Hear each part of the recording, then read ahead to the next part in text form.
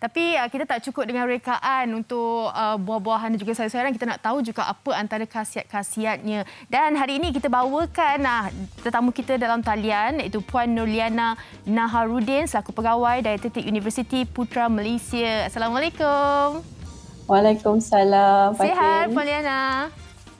Terima kasih kerana jemput saya. Sama-sama. Okey, hari ini kita nak bercerita mengenai buah-buahan. Kalau tadi Farin nak kongsikan antara rekaan-rekaan, kita tak cukup. Kita nak pergi dalam lagi. Kita nak tahu berkenaan dengan khasiat-khasiat antara khasiat-khasiat kepada anak-anak kita dan juga pada mereka yang mengamalkan diet tu, kalau boleh dikongsikan.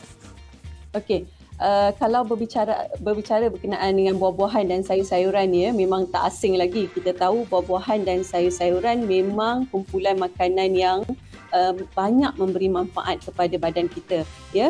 Kalau kita lihat kepada piramid makanan yang terbaru ya, yang diperbaharui pada tahun 2020 piramid makanan Malaysia, di mana kita boleh lihat level yang paling bawah sekali ya, adalah daripada kumpulan sayur-sayuran dan buah-buahan ya.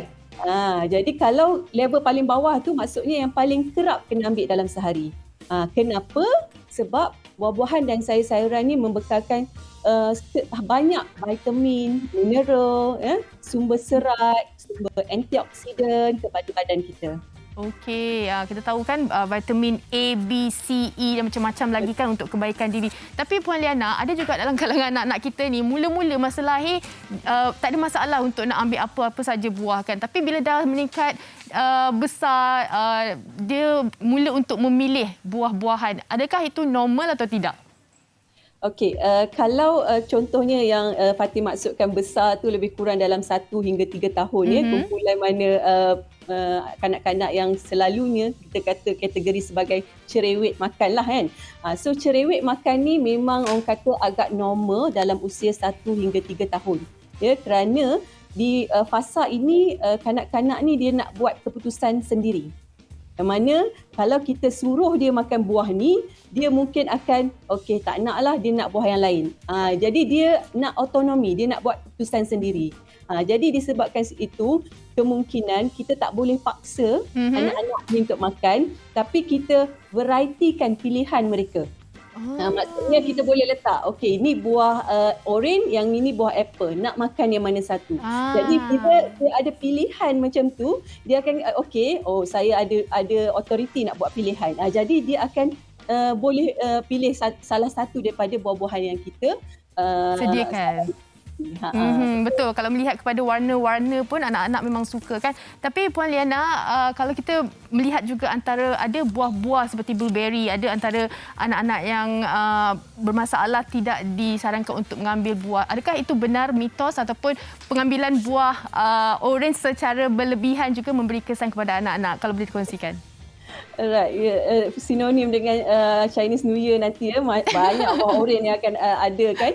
So sebenarnya boleh saya katakan dia mitos juga, kerana tak adalah kita kata buah-buahan tu akan tak boleh diambil oleh kanak-kanak.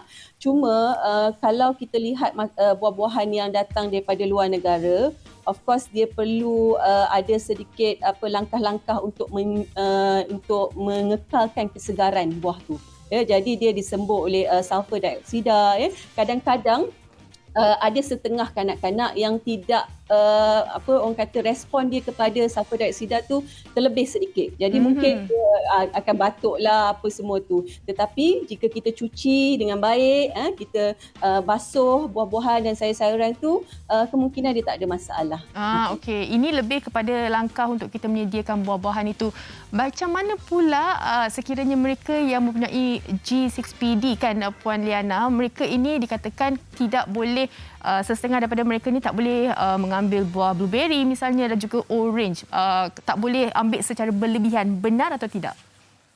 Untuk G6PD bukan ya. G6PD dia lebih kepada ke kacang ya, kacang parang macam tu dan sumber-sumber seperti yang bukan daripada sumber buah lah ya. Kalau saya kata untuk kanak-kanak yang ada masalah kepada jenis-jenis buah, dia mungkin ada isu dari segi fructose malabsorption. Okay. Fructose ni selalunya memang ada dalam buah-buahan ya. Buah-buahan kalau kita tengok dia sebenarnya sumber dia sukrosa. Jadi dia akan dipecahkan kepada fructose dan glukosa. Jadi ada setengah kanak-kanak yang sebenarnya penyakit ni penyakit jarang di Malaysia. Fructose malabsorption ni. Kita boleh kata 1 dalam 20,000 orang baru ada seorang yang akan ada fructose malabsorption. Okey. Selalunya bila dia makan buah-buahan ni, buah-buahan yang mempunyai fructose dia terlebih sedikit, dia akan ada rasa macam berangin lah, and then cirit-birit lah macam tu. So itu antara simptom-simptom yang kalau kita tengok anak kita mungkin ada masalah tu setiap kali dia makan buah-buahan, mungkin kita boleh rujuk kepada pakar lah. Okey. Hari ini kita banyak mencungkil berkenaan dengan mitos-mitos, tips-tips ataupun petua-petua yang kadang-kadang kita dengarkan mereka yang baru lepas pantang ni tak boleh makan buah-buahan yang sejuk. Betul ke tidak sebenarnya? Okey, buah-buahan sejuk saya mengikut saintifiknya tiada sebenarnya buah-buahan tu adalah sumber vitamin C dan vitamin-vitamin yang perlu untuk diambil semasa proses pemulihan lepas pantang macam tu. Disebabkan inilah masa untuk kita menggantikan fungsi-fungsi tubuh kita yang dah mula tergugat sedikitlah kan. Jadi meningkatkan imuniti badan kita semula. Jadi sumber-sumber sayur-sayuran dan buah-buahan lah yang mampu memberi antioksidan, vitamin C kepada badan kita. Jadi kalau saya boleh katakan selepas pantang lah sebenarnya kita kena ambil at least macam recommendation kita kata 2 serving, 2 sajian sehari. Okey. Baik-baik. Puan Liana, di hujung perbincangan kita ni boleh tak berikan sedikit tips untuk mereka yang mempunyai penyakit kronik untuk pengambilan buah-buahan. Kadang-kadang mak-mak kita kan tengok durian kan, dia tak tahan, dia makan banyak, memberi kesan juga dekat dia. Kalau boleh sedikit tips daripada Puan Liana.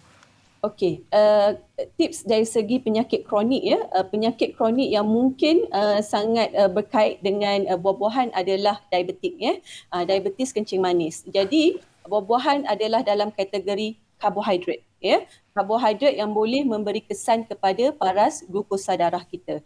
Jadi bukan kata tak boleh makan, tapi dia ada limit dia. Berapa banyak yang kita boleh makan.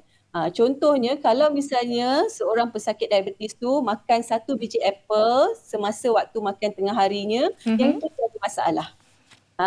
Kalau dia makan yang berkilo-kilo tu yang akan jadi paras glukosanya akan meningkat. Okey, baiklah. Sangat memberi inspirasi dan juga idea untuk mereka di luar sana kan. Kalau boleh, kita boleh nak merasa setiap daripada buah-buahan tapi berpada-pada untuk pengambilannya. Terima kasih kita ucapkan kepada Puan Nur Liana Naharuddin selaku pegawai Dietetik Universiti Putra Malaysia. Kalau boleh dikongsikan juga Puan Liana punya social media. Okey. Kalau di IG hanya alias Liana Naha. Okey. So di Facebook pun Liana Naha juga. Okey. Kalau penonton WH ada sebarang perkongsian, boleh terus ke Instagram Puan Liana dan boleh berhubung dengan beliau. Terima kasih sekali lagi. Terima kasih. Assalamualaikum. Waalaikumsalam. Itu antara perkongsian daripada Puan Liana berkenaan dengan khasiat-khasiat buah.